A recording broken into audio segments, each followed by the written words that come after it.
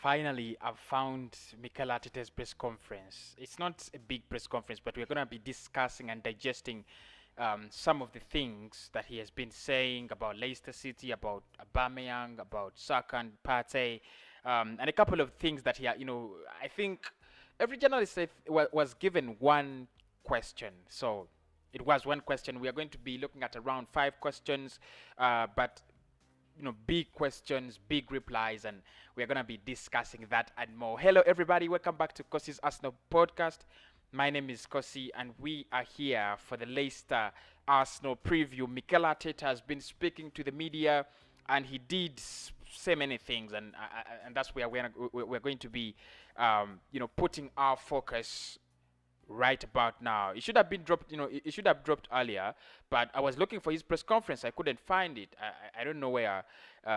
I don't know why he did it so late, or I think, I've taken so long to find it. But anyway, let us try to go through some of the questions. This is football.london. Every word Mikel Arteta said on Aubameyang's form, Saka's ability, and the injuries before Leicester City. It's basically transcription, like we always do. We always go through it and try to answer some of those questions asked by different journalists. The first question here is, how crucial was the win against Benfica for the development of the team? It's a ridiculous question, isn't it? But again, after going through against Benfica, I do expect many journalists to ask questions around Benfica and the win and the confidence levels and so on. But what really disappoints me at times is you're going to play Leicester City, you're going to play Manchester United, and journalists are asking questions about the transfer window, and they are asking questions about a game you played 4 days back, or a game you're going to play 6 days in front. It really doesn't make sense. It makes the press conference lose meaning. But he did say that I think it was really an important win for all of us, because it's a competition that opens few doors for us in terms of having the possibility to win a trophy and qualify for the Champions League. Obviously, it is all the time in our mind, because we know our league position at the moment. That has to improve dramatically. But if we do well in this competition, it gives us an extra chance and hope to achieve something this season. And this makes things even more complicated. Having your only chance as the Europa League, because for me, why I think it makes things more complicated, then you're going to be looking at a knockout cup like the Europa League, and then you're not going to focus on the league. Anyway, the league is already gone, and maybe I can try to relate with with Mikel Arteta's explanation there, that by the fact that the league is gone, you can't get top four. It looks like everything is not on your side. You would rather actually go and focus on the Europa League. But for me, my problem is, if it can be 1-0 and you're off, out of the Europa League. It can be a 1-1. For example, Olympiacos get an away goal, and it ends 0-0 in Greece, and we are out. And that's why I would have wanted Arsenal to fight for top four. I would have wanted Arsenal to fight for top five at least. But if we get out of the Europa League, we are not even sure we can play, Europa League, football next season. That is how bad the season is. He did speak about how good can Bukayo Saka be, and he did say that how good can he be is a question nobody can answer. How good he is and how good he wants to be, that is probably where we can find a lot of answers for why he is doing so well. He's a boy that is constantly willing to learn, to get better, to work on things he can do better, and is very humble and hardworking. When that happens, normally you have the talent he has, you can go a long way. And look, and I think I don't remember the journalist, but someone said that the Arsenal Academy has brought two graduates you can talk about. One is Bukayo Saka, and the other is Chess Fabregas. And to be very honest, I wanted to disagree, because I have this kind of feeling that Arsenal really brings in, brings up young talents and so on. But I try to look around and ask myself, apart from Chess Fabregas, apart from Saka, how many players have we actually brought up and they've become, important? And there are very, very few names to talk about. Look at the Edin Ketias. Look at the, look at the Jose Willocks of this world. Probably Emily Smith Rowe could become another big name, another another big something, and I pray he becomes so. But I think Saka is just magnificent. At times, you're gonna think he is a young boy. His run is going to end. But when you look at the way he does things, when you look at the level of confidence, when you look at how important every game means to him, it shows you that he is willing to replicate the results he's giving you in this game, in another game. And if you look at a game like Benfica, him alone, was a key player. 2 assists for Pierre-Emerick Aubameyang, and we are out. We are through. To the round of 16, courtesy of a 19-year-old. And even though our season has been very, very bad, worse, you can call it the worst season. Again, you can see there is that kind of player. There is that player that Arsenal know he's gonna turn things around, and it's a 19-year-old Bukayo Saka. Of course, I repeat, 19-year-old, so that you do not forget his age, and that's why I never criticize Bukayo Saka, because I know he has offered more than he should offer in a season. He's scored 4 league goals, and that is the number that has not been matched by any teenager in the Premier League this season. Even if you combine all the goals teenagers have scored in the Premier League this season, still you don't get you don't get to the number of goals Saka has scored here, alone in the season. That shows you how good he is. Phil Foden is so good, and I think Foden is better than Saka. But if you look at the level of hard work, if you look at the level of commitment, Saka has, then you know what Arsenal really do have in such a player. Still, Mikel Arteta talking about Pierre-Emerick Aubameyang, and he was saying, do you feel Aubameyang is reaching his best form again? And he did say that yes, because he is getting in much better positions. His rhythm during the games is much better, with and without the ball, and his movement as well. He said the week before when we played Benfica, he had 3 big chances, and I'm not worried about him missing them, because I know if he gets in those positions, he's going to be scoring consistently. So this is what he has to demand himself. If we have Auba at his best as a team, we obviously have much better chance to be successful. No questions about that. I think we have really struggled with Aubameyang struggling with his form, and I think if you're gonna ask yourself or ask anyone the question as to why Arsenal are struggling, I think there are around 3 answers. One, we have a manager that is totally, novice. 2, Aubameyang being out of form, very, very, very crucial reason as to why Arsenal is not actually performing. And then 3, having poor quality of players as compared to the teams we are trying to compete with. Take, for example, Leicester City. I didn't want to do a combined 11 because it would have a lot of pressure. I would have to include four Leicester City players in that midfield. By default, Yuri Telemans, Madison, Ndidi, and Harvey Barnes, and I'll have to leave out players like Pepe. I'll have to leave out players like Emily Smith Rowe and Partey. So I decided to leave it. But the truth is, if Aubameyang is on form, Arsenal gets something extra, and if Aubameyang is off form, Arsenal lose something greatly. I just hope he can come back to his best, because he is all we need, to score goals.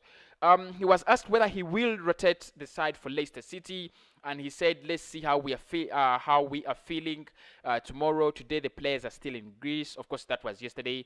We have to travel back on a 4-hour flight, but we can't." But we won't use that as an excuse. We have to deal with that. We know that when you play in European competition, you have to be able to perform every 3 days, and we'll prepare to play Leicester City with the same intensity like we always do. It's not an excuse, because Leicester City played in the Europa League as well, and they were actually smashed out. And I think it is something that really helps Leicester City, because they need to keep their rhythm going. They need to keep their form going. They need to keep winning games in the Premier League. If they're not going to be disappointed, being in top 4 for almost the whole season, and close to the end, you finish 5th or 6th, it's gonna be a big disappointment. It happened to them last season. They don't want it to happen again. And I think it's this might sound a little bit selfish, but I think for me it works for Leicester City. Get dumped out of the Europa League, focus on the Premier League, win the next 10 or 15 games, and then you can go to the Champions League, collect that money, because I don't think they want to win the Champions League, and I don't think apart from MC Porto under Jose Mourinho, I don't think we have seen so many surprise packages winning the Champions League after that. Bayern, Barcelona, Real Madrid. I've not we've not seen so many surprise packages. So I don't expect Leicester City to win 1-0 from group stages to the end of the tournament to win the UEFA Champions League. I don't think. I think it's gonna be very, very different. So on rotation, I think we don't need to rotate so much. But Thomas Partey needs to start because he didn't start against Benfica, and he didn't start over the weekend when we were being embarrassed by Manchester City. So I think you would bring on Thomas Partey because they have Ndidi, they have Tillemans, they have Madison, they have Barnes. You need someone who can at least equal to the the quality. And for me, that's Partey in Arsenal's midfield. I would want to say player like Partey or Pepe or Gabriel Martinelli instead of Emily Smith Rowe. And many people actually have criticized me when I said that in the match preview that Kosi, why do you want to see Pepe? Smith Rowe should be playing on the left wing, but I don't think that is the appropriate way. But let us see if you'll actually make any changes in accordance to that. Are there any fresh injury concerns ahead of the match? He said no. We had something going on, but I cannot say anything now because there are a few players who are still in contention for the game. I think this question was really not directed where it wanted to hit, but it's a question about Rob Holding, and I think because the level of consistency Rob Holding had gained in that Arsenal team, it's worrying when he's away. Not worrying because Arsenal is vulnerable when Rob Holding is away. But I think we are missing him. We really miss him. Not missing him as a gap, but missing him as a player on the pitch. Because I think we are really used to Rob being on the pitch anyway. But I think that the question was going there. Other than that, do we have any serious injury concerns? I don't think Thomas Partey is back. And I think that is where most of our joy lies when Thomas Partey actually comes back into the season. So that has been Mikel Arteta's press conference. We still have some more questions. Will Leicester City be a test of your side's character? He said, yes, they've been really consistent in the league. I think they've done a lot of good things.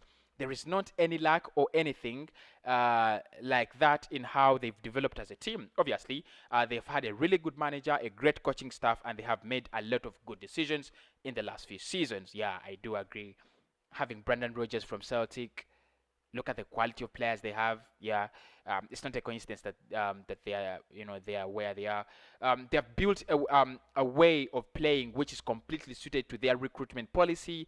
They have, and with a bit of time, the quality that they had already in the team, plus some young talents that they have recruited and experienced players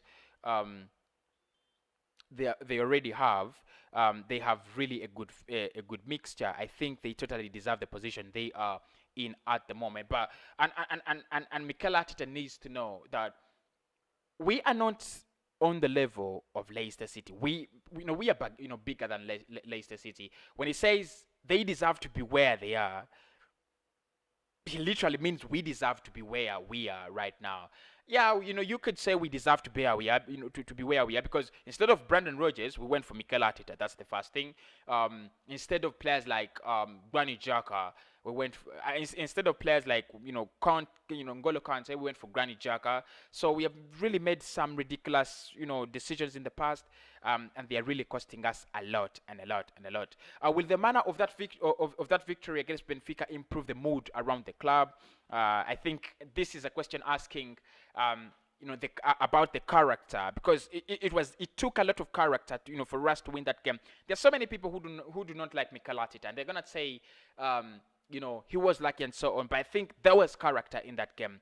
there was character in that Arsenal team. Otherwise, we could have lost that game. And he said, hopefully, for us and the players, it will generate belief. We know that in this competition we are going to go through difficult patches, be it a moment in a game, a whole game, or something unpredictable that happens. You have to be able to react to it. All the winners in the in European competition have to have a magic moment, a moment of luck, have to be able to overcome difficult situations. We did it last night, and in a convincing way as well, because I could see the players were ready to fight and they never looked disappointed, even after the way we conceded the second goal. That gives me hope. It's a good experience to have together. Hopefully, we can use it for the future in the next games. Mikel Arteta speaking to the press about Leicester City and all the injury concerns and all the concerns around Arsenal. You know what? I'm gonna say at times I really get disappointed when journalists ask questions like Benfica when you're going to verse Leicester City. At times you expect things like how are you going to contain Jamie Vardy? How are you going to deal with Madison and Vardy and Didi being on fire, because they are and the run of Leicester City in the league is absolutely terrific. They are doing so well. You expect things like that because it's Arsenal, Leicester City. For Christ's sake, it's not Arsenal, Benfica. It's not Arsenal, Manchester City. But at times you get disappointed, especially if you know how media runs and how questions should be asked. In some positions. But anyway, that has been Mikel Arteta's press conference, and I'll drop the match preview tomorrow early at 7, and I think I'll drop one video tomorrow morning, and then we shall go into the game. Hopefully, I'll be back to do the match reaction, player ratings, 5 things we learned from the game, and more and more and more. I'll speak to you in the next one.